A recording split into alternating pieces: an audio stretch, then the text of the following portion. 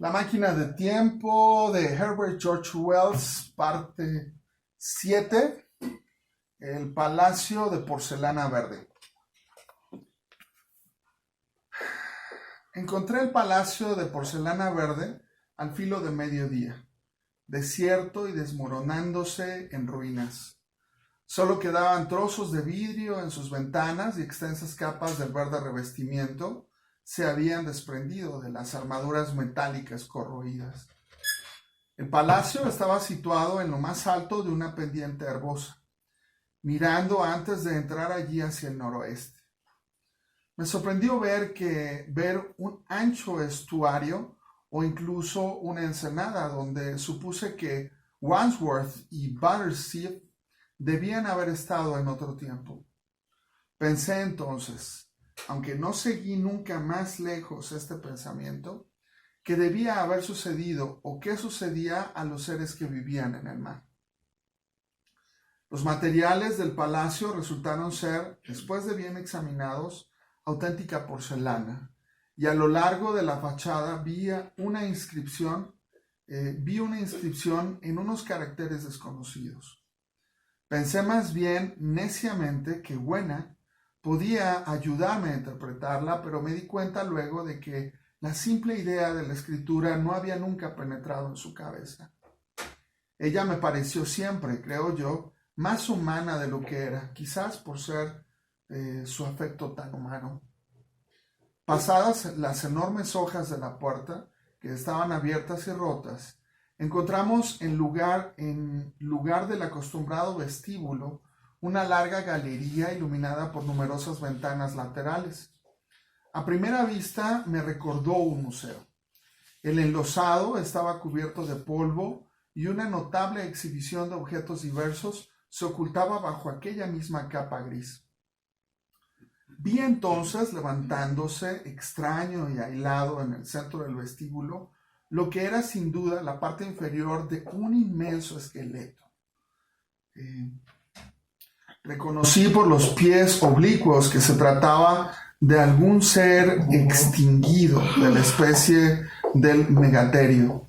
El cráneo y los huesos superiores yacían al lado sobre la capa de polvo y en un sitio en el que el agua de la lluvia había caído por una gotera del techo. Aquella osamenta estaba deteriorada. Más adelante en la galería se hallaba el enorme esqueleto encajonado de un brontosario. Mi hipótesis de un museo se confirmaba. En los lados encontré los que me parecieron ser estantes inclinados y quitando la capa de polvo descubrí las antiguas y familiares cajas encristaladas de nuestro propio tiempo, pero debían ser herméticas al aire a juzgar por la perfecta conservación de sus contenidos. Evidentemente estábamos en medio de las ruinas de algún South Kensington de nuestros días. Allí estaba, evidentemente, la sección de paleontología que debía haber encerrado una espléndida serie de fósiles, aunque el inevitable proceso de descomposición que había sido detenido por un tiempo, perdiendo, gracias a la extinción de las bacterias y del moho, las 99 centésimas de su fuerza. Se había, sin embargo, puesto de nuevo a la obra con extrema seguridad, aunque con suma lentitud, para la destrucción de todos sus tesoros. Aquí y allá encontré vestigios de los pequeños seres en forma de raros fósiles rotos en pedazos o ensartados con fibras de cañas. Y las cajas, en algunos casos, habían sido removidas por los Morlocks, a mi juicio. Reinaba un gran silencio en aquel sitio. La capa de polvo amortiguaba nuestras pisadas. Buena, que hacía rodar un erizo de mar sobre el cristal inclinado de una caja, se acercó pronto a mí. Mientras miraba yo fijamente alrededor, me cogió muy tranquilamente la mano y permaneció a mi lado. Al principio me dejó tan sorprendido aquel antiguo monumento de una época intelectual que no me paré a pensar en las posibilidades que presentaba. Hasta la preocupación por la máquina del tiempo se alejó un tanto de mi mente. A juzgar por el tamaño del lugar, aquel palacio de porcelana verde contenía muchas más cosas que una galería de paleontología. Posiblemente tenía galerías históricas e incluso podía haber allí una biblioteca. Para mí, al menos en aquellas circunstancias, hubiera sido mucho más interesante que aquel espectáculo de una vieja geología en decadencia. En mi exploración, encontré otra corta galería que se extendía transversalmente a la primera. Parecía estar dedicada a los minerales y la vista de un bloque de azufre despertó en mi mente la idea de la potencia de la pólvora. Pero no pude encontrar salitre ni en realidad nitrato de ninguna clase. Sin duda se había disuelto desde hacía muchas edades. Sin embargo, el azufre persistió en mi pensamiento e hizo surgir una serie de asociaciones de cosas. En cuanto al resto del contenido de aquella galería, aunque era en conjunto lo mejor conservado de todo cuanto vi, me interesaba poco. No soy especialista en mineralogía. Me dirigí hacia un ala muy ruinosa paralela al primer vestíbulo en que habíamos entrado. Evidentemente, aquella sección estaba dedicada a la historia natural, pero todo resultaba allí imposible de reconocer. Unos cuantos vestigios encogidos y ennegrecidos de lo que habían sido en otro tiempo animales disecados, momias disecadas en frascos que habían contenido antaño alcohol, un polvo marrón de plantas desaparecidas.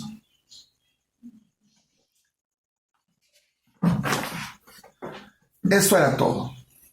Lo deploré porque me hubiese alegrado trazar los pacientes reajustes por medio de los cuales había conseguido hacer la conquista de la naturaleza animada. Luego llegamos a una galería de dimensiones sencillamente colosales, pero muy mal iluminada, y cuyo suelo en suave pendiente hacía un ligero ángulo con la última galería en la que había entrado. Globos blancos pendían a intervalos del techo, muchos de ellos rajados y rotos, indicando que aquel sitio había estado al principio iluminado artificialmente. Allí me encontraba más en mi elemento, pues de cada lado se levantaban las enormes masas de unas gigantescas máquinas, todas muy corroídas y muchas rotas, pero algunas aún bastante completas. Como ustedes saben, siento cierta debilidad por la mecánica, y estaba dispuesto a entretenerme entre ellas, tanto más cuanto la mayoría ofrecían el interés de un rompecabezas, y yo no podía hacer más que vagas conjeturas respecto a su utilidad. Me imaginé que si podía resolver aquellos rompecabezas, me encontraría en posesión de fuerzas que podían servirme contra los Morlocks. De pronto, Buena se acercó mucho a mí, tan repentinamente que me estremecí. Si no hubiera sido por ella, no creo que hubiese yo notado que el suelo de la galería era inclinado en absoluto. El extremo a que había llegado se hallaba por completo encima del suelo y estaba iluminado por escasas ventanas parecidas a troneras. Al descender en su longitud, el suelo se elevaba contra aquellas ventanas con solo una estrecha faja de luz en lo alto delante de cada una de ellas, hasta ser al final un foso como el sótano de una casa de Londres. Avancé despacio, intentando averiguar el uso de las máquinas y prestándoles demasiada atención para advertir la dimensión gradual de luz del día, hasta que las crecientes inquietudes de Buena atrajeron mi atención hacia ello. Vi entonces que la galería quedaba sumida al final en densas tinieblas. Vacilé, y luego, al mirar a mi alrededor, vi que la capa de polvo era menos abundante y su superficie menos lisa. Más lejos, hacia la oscuridad, parecía marcada por varias pisadas, menudas y estrechas. Mi sensación de la inmediata presencia de los Morlocks se reanimó ante aquello. Comprendí que estaba perdiendo el tiempo en aquel examen académico de la maquinaria. Recordé que la tarde se hallaba ya muy avanzada y que yo no tenía aún ni arma, ni refugio, ni medios de hacer fuego. Y luego, viniendo del fondo, en la remota oscuridad de la galería, oí el peculiar pateo y los mismos raros ruidos que había percibido abajo en el pozo. Recordé que la tarde se hallaba ya muy avanzada y que yo no tenía aún... Cogí la mano de Buena.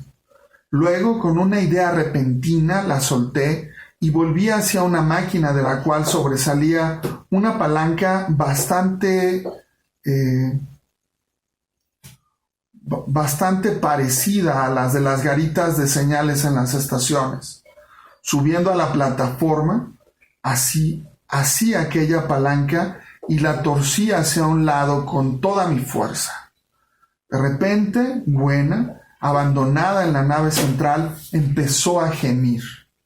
Había yo calculado la resistencia de la palanca con bastante corrección, pues al minuto de esfuerzos se partió, y me uní a Buena con una masa en la mano, más que suficiente, creía yo, para romper el cráneo de cualquier Morlock que pudiese encontrar. Estaba impaciente por matar a un Morlock o a varios. Les parecerá a ustedes muy inhumano aquel deseo de matar a mis propios descendientes, pero era imposible, de un modo u otro, sentir ninguna piedad por aquellos seres.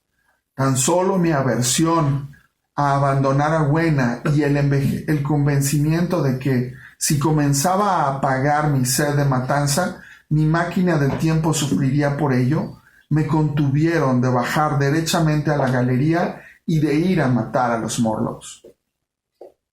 Así pues, con la masa en una mano y llevando de la otra a Buena, salí de aquella galería y entré en otra más amplia aún, que a primera vista me recordó una capilla militar con banderas desgarradas colgadas. Pronto reconocí en los harapos oscuros y carbonizados que pendían a los lados restos averiados de libros. Desde hacía largo tiempo se habían caído a pedazos, desapareciendo en ellos toda apariencia de impresión. Pero aquí y allá, cubiertas acartonadas y cierres metálicos, decían bastante sobre aquella historia. De haber sido yo un literato, hubiese podido quizás moralizar sobre la futileza de toda ambición, pero tal como era, la cosa que me impresionó con más honda fuerza fue el enorme derroche de trabajo que aquella sombría mezcolanza de papel podrido atestiguaba. Debo confesar que en aquel momento pensé principalmente en las Philosophical Transactions y en mis propios 17 trabajos sobre física óptica. Luego, subiendo una estrecha escalera, llegamos a lo que debía haber sido en otro tiempo una galería de química técnica, y allí tuve una gran esperanza de hacer descubrimientos útiles, excepto en un extremo donde el techo se había desplomado. Aquella galería estaba bien conservada. Fui presuroso hacia las cajas que no estaban deshechas y que eran realmente herméticas, y al fin, en una de ellas, encontré una caja de cerillas. Probé una a toda prisa. Estaban en perfecto estado, ni siquiera parecían húmedas. Me volví hacia Buena. ¡Baila!, le grité en su propia lengua, pues ahora poseía yo una verdadera arma contra los horribles seres a quienes temíamos.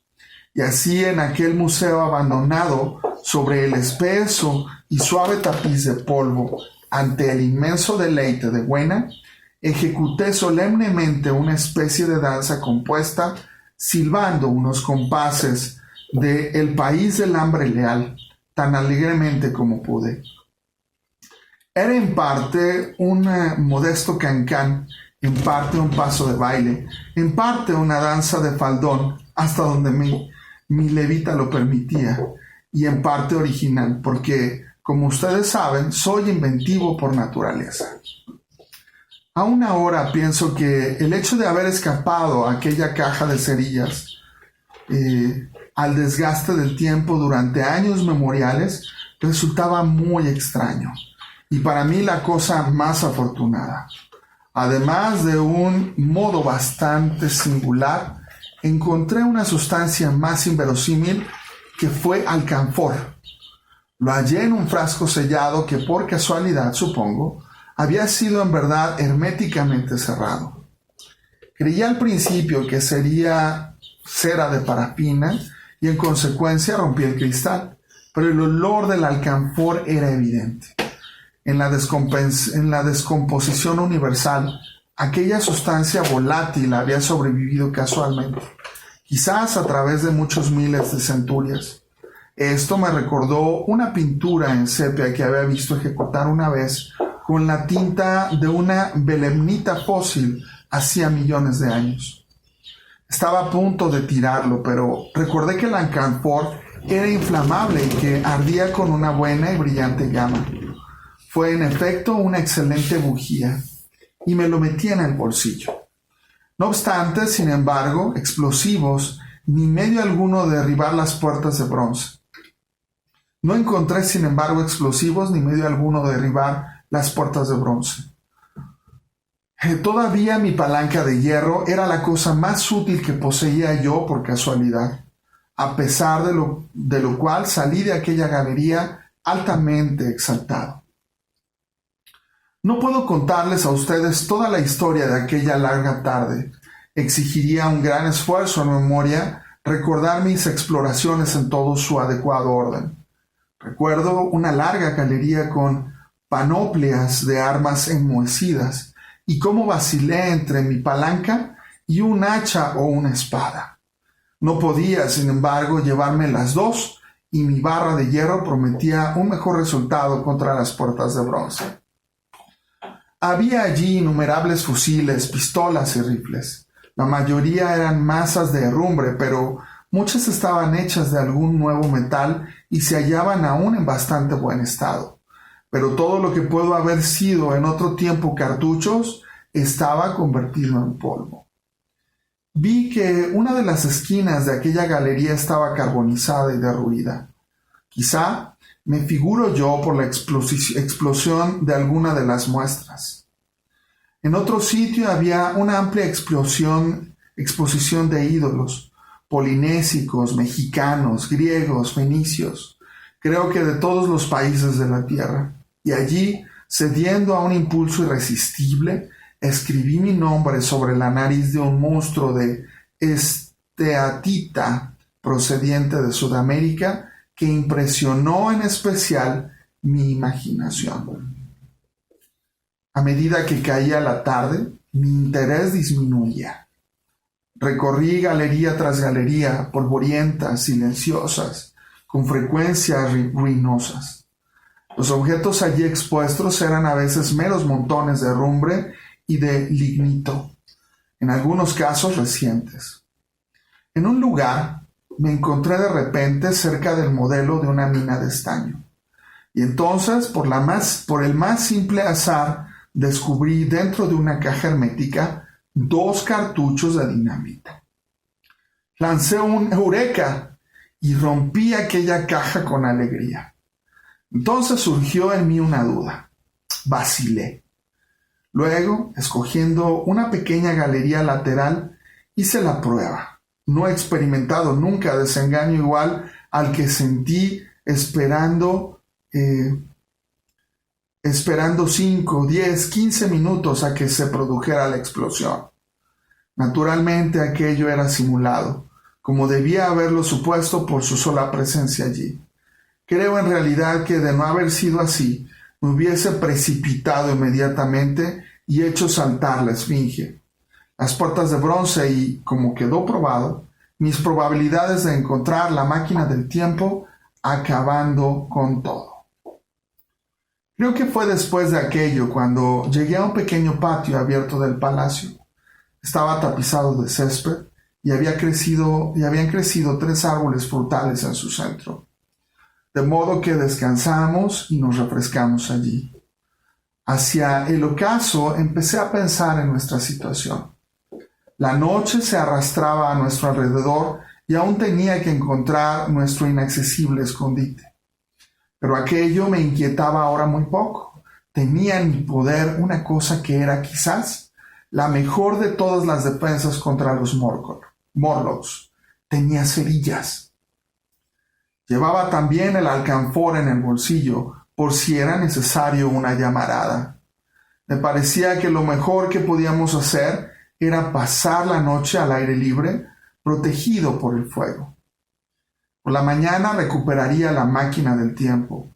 Para ello, hasta entonces tenía yo solamente mi masa de hierro. Pero ahora, con mi creciente conocimiento, mis sentimientos respecto a aquellas puertas de bronce eran muy diferentes. Hasta aquel momento me había abstenido de forzarlas, en gran parte a causa del misterio del otro lado. No me habían hecho nunca la impresión de ser muy resistentes, y esperaba que mi barra de hierro no sería del todo inadecuada para aquella obra. En las tinieblas. Salimos del palacio cuando el sol estaba aún en parte sobre el horizonte. Había yo decidido llegar a la Esfinge Blanca a la mañana siguiente muy temprano y tenía el propósito de atravesar antes de anochecer el bosque que me había detenido en mi anterior trayecto. Mi plan era ir lo más lejos posible aquella noche y luego hacer un fuego y dormir bajo la protección de su esplendor. De acuerdo con esto, mientras caminábamos, recogí cuantas ramas y hierbas secas vi, y pronto tuve los brazos repletos de tales elementos. Así cargado, avanzábamos más lentamente de lo que había previsto, y además Buena estaba rendida y yo empezaba también a tener sueño. De modo que era noche cerrada cuando llegamos al bosque. Buena hubiera querido detenerse en un altozano con arbustos que había en su lindero, temiendo que la oscuridad se nos anticipase. Pero una singular sensación de calmidad inminente, que hubiera debido realmente servirme de advertencia, me impulsó hacia adelante. Había estado sin dormir durante 2 días y una noche y me sentí febril e irritable. Sentía que el sueño me invadía y que con él vendrían los Morlocks. Mientras vacilábamos, vi entre la negra maleza a nuestra espalda, confusas en la oscuridad, 3 figuras agachadas. Había matas altas y hierbas a nuestro alrededor, y yo no me sentía a salvo de su ataque insidioso. El bosque, según mi cálculo, debía tener menos de 1 milla de largo. Si podíamos atravesarlo y llegar a la ladera pelada, me parecía que encontraríamos un sitio donde descansar con plena seguridad. Pensé que con mis cerillas y mi alcanfor lograría iluminar mi camino por el bosque. Sin embargo, era evidente que si tenía que agitar las cerillas con mis manos, debería abandonar mi leña. Así pues, la dejé en el suelo más bien de mala gana. Y entonces se me ocurrió la idea de prenderle fuego para asombrar a los seres ocultos a nuestra espalda. Pronto iba a descubrir la atroz locura de aquel acto, pero entonces se presentó a mi mente como un recurso ingenioso para cubrir nuestra retirada. No sé si han pensado ustedes alguna vez qué extraña cosa es la llama en ausencia del hombre y en un clima templado. El calor del sol es rara vez lo bastante fuerte para producir llama, aunque esté concentrado por gotas de rocío, como ocurre a veces en las comarcas más tropicales. El rayo puede destrozar y carbonizar, mas con poca frecuencia es causa de incendios extensos. La vegetación que se descompone puede casualmente arder con el calor de su fermentación, pero es raro que produzca llama. En aquella época de decadencia, además, el arte de hacer fuego había sido olvidado en la tierra.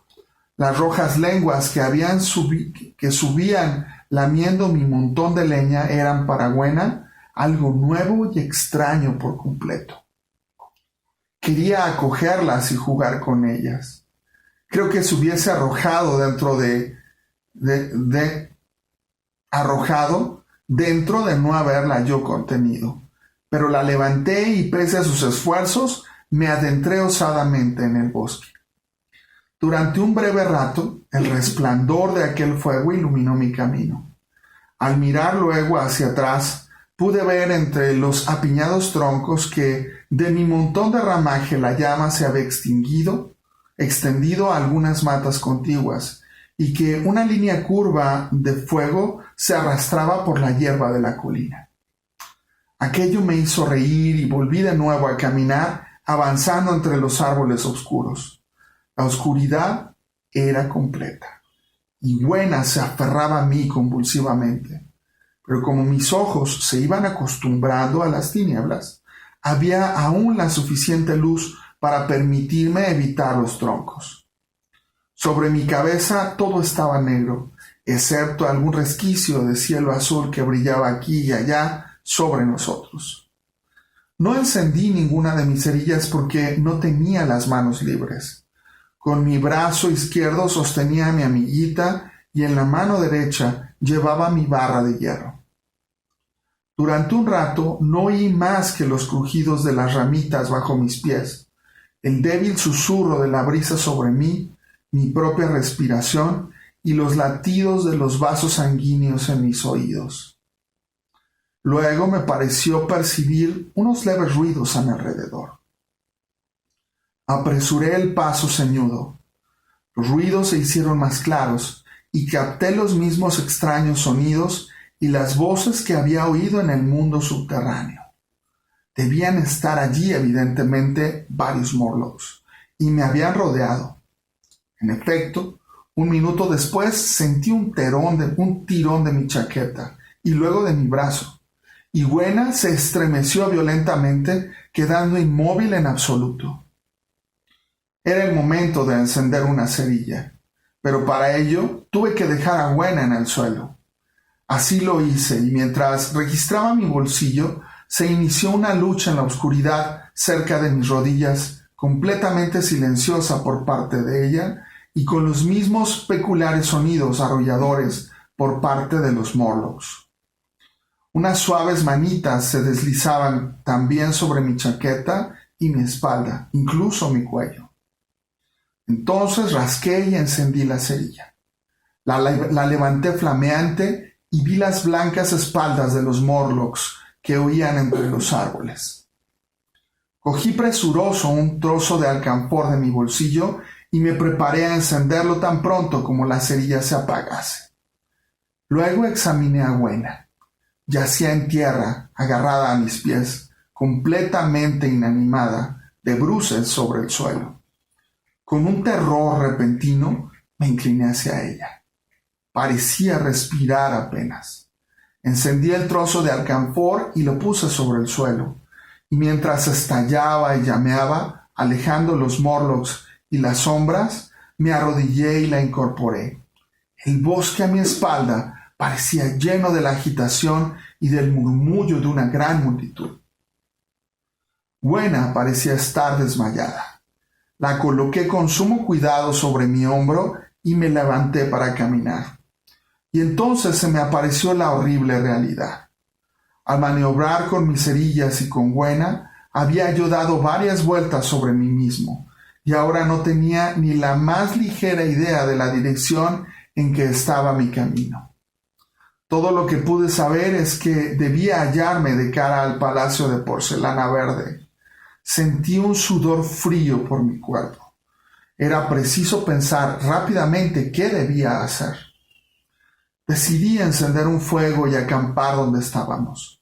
Apoyé a Buena todavía inanimada sobre un tronco cubierto de musgo y a toda prisa, cuando mi primer trozo de alcanfor iba a apagarse, empecé a amontonar ramas y hojas.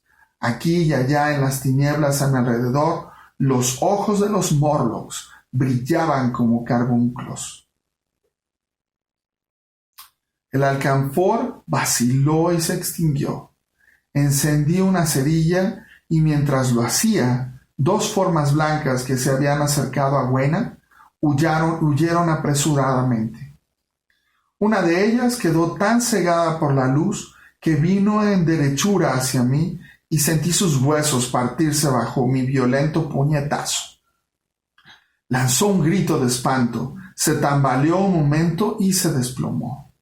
Encendí otro trozo de alcanfor y seguí acumulando la leña de mi hoguera. Pronto noté lo seco que estaba el follaje encima de mí, pues desde mi llegada en la máquina del tiempo, una semana antes, no había llovido. Por eso, en lugar de buscar entre los árboles caídos, empecé a alcanzar y a partir ramas. Conseguí enseguida un fuego sofocante de leña verde y de ramas secas, y pude economizar mi alcanfor. Entonces volví donde Buena yacía junto a mi masa de hierro. Intenté todo cuanto pude para reanimarla, pero estaba como muerta. No logré siquiera comprobar si respiraba o no. Ahora el humo del fuego que me envolvía y debió dejarme como embotado de pronto. Además, los vapores de alcanfor flotaban en el aire. Mi fuego podía durar aún 1 hora aproximadamente. Me sentía muy débil después de aquellos esfuerzos y me senté. El bosque también estaba lleno de un soñoliento murmullo que no podía yo comprender.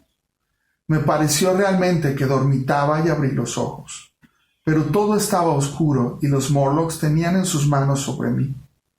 Rechazando sus dedos que me hacían, busqué apresuradamente la caja de cerillas de mi bolsillo, y había desaparecido. Entonces me agarraron y cayeron sobre mí de nuevo. En un instante supe lo sucedido. Me había dormido y mi fuego se extinguió. La amargura de la muerte invadió mi alma. La selva parecía llena del olor a madera quemada. Fui cogido del cuello, del pelo, de los brazos y derribado. Era de un horror indecible sentir en las tinieblas todos aquellos seres amontonados sobre mí. Tuve la sensación de hallarme apresado en una monstruosa telaraña. Estaba vencido y me abandoné. Sentí que unos dientecillos me mordían en el cuello. Rodé hacia un lado y mi mano cayó por casualidad sobre mi palanca de hierro. Esto me dio nuevas fuerzas. Luché, apartando de mí aquellas ratas humanas y sujetando la barra con fuerza. La hundí donde juzgué que debían estar sus caras. Sentía bajo mis golpes el magnífico aplastamiento de la carne y de los huesos, y por un instante estuve libre. La extraña exultación que con tanta frecuencia parece acompañar una lucha encarnizada me invadió. Sabía que Buena y yo estábamos perdidos, pero decidí hacerles pagar caro su alimento a los Morlocks. Me levanté y apoyándome contra un árbol, blandí la barra de hierro ante mí. El bosque entero estaba lleno de la agitación y del griterío de aquellos seres. Pasó un minuto. Sus voces parecieron elevarse hasta un alto grado de excitación y sus movimientos se hicieron más rápidos. Sin embargo, ninguno se puso a mi alcance. Permanecí mirando fijamente en las tinieblas. Luego, tuve de repente una esperanza. ¿Qué era lo que podía espantar a los Morlocks? Y pisándole los talones a esta pregunta, sucedió una extraña cosa. Las tinieblas parecieron tornarse luminosas. Muy confusamente comencé a ver a los Morlocks a mi alrededor. 3 de ellos derribados a mis pies, y entonces reconocí con una sorpresa incrédula que los otros huían en una oleada incesante, al parecer por detrás de mí, y que desaparecían en el bosque. Sus espaldas no eran ya blancas, sino rojizas. Mientras permanecían con la boca abierta, vi una chispita roja revolotear y disiparse en un retazo de cielo estrellado a través de las ramas, y por ello comprendí el olor a madera quemada, el murmullo monótono que se había convertido ahora en un borrascoso estruendo, el resplandor rojizo y la huida de los Morlocks. Separándome del tronco de mi árbol y mirando hacia atrás, vi entre las negras columnas de los árboles más cercanos las llamas del bosque incendiado. Era mi primer fuego que me seguía. Por eso busqué a Gwenna, pero había desaparecido. Detrás de mí los silbidos y las crepitaciones, el ruido estallante de cada árbol que se prendían, me dejaban poco tiempo para reflexionar. Con mi barra de hierro asida aún, seguí la trayectoria de los Morlocks. Fue una carrera precipitada. En una ocasión las llamas avanzaron tan rápidamente a mi derecha mientras corría que fui adelantando y tuve que desviarme hacia la izquierda. Pero al fin salía un pequeño claro y en el mismo momento un Morlock vino equivocado hacia mí. Me pasó y se precipitó derechamente en el fuego. Ahora iba yo a contemplar la cosa más fantasmagórica y horripilante, creo, de todas las que había visto en aquella edad futura. Todo el espacio descubierto estaba tan iluminado como si fuese de día por el reflejo del incendio. En el centro había un montículo o túmulo coronado por un espino abrasado. Detrás, otra parte del bosque incendiado con lenguas amarillas que se retorcían, cercando por completo el espacio con una barrera de fuego. Sobre la ladera de la colina estaban 30 o 40 Morlocks cegados por la luz y el calor, corriendo desatinadamente de un lado para otro, chocando entre ellos en su trastorno. Al principio no pensé que estuvieran cegados, y cuando se acercaron los golpeé furiosamente con mi barra. En un frenesí de pavor, matando a uno y lisiando a varios más. Pero cuando hube observado los gestos de uno de ellos, yendo a tientas entre el espino bajo el rojo cielo, y oí sus quejidos, me convencí de su absoluta y desdichada impotencia bajo aquel resplandor y no los golpeé más. Sin embargo, de vez en cuando uno de ellos venía directamente hacia mí, causándome un estremecimiento de horror que hacía que le rehuyese con toda premura. En un momento dado las llamas bajaron algo y temí que aquellos inmundos seres consiguieran pronto verme. Pensé incluso en entablar la lucha matando a algunos de ellos antes de que sucediese aquello, pero el fuego volvió a brillar voraz y contuve mi mano. Me pasé alrededor de la colina entre ellos, rehuyéndolos, buscando alguna huella de Gwenna, pero Gwenna había desaparecido. Al final me senté en la cima del montículo y contemplé aquel increíble tropel de seres ciegos arrastrándose de aquí para allá y lanzando pavorosos gritos mientras el resplandor del incendio los envolvía. Las densas volutas de humo ascendían hacia el cielo y a través de los raros resquicios de aquel rojo dosel, lejanas como si perteneciesen a otro universo, brillaban menudas las estrellas. 2 o 3 Morlocks vinieron a tropezar conmigo. Los rechacé a puñetazos, temblando al hacerlo. Durante la mayor parte de aquella noche, tuve el convencimiento de que sufría una pesadilla. Me mordí a mí mismo y grité con el ardiente deseo de despertarme. Golpeé la tierra con mis manos y me levanté. Volví a sentarme.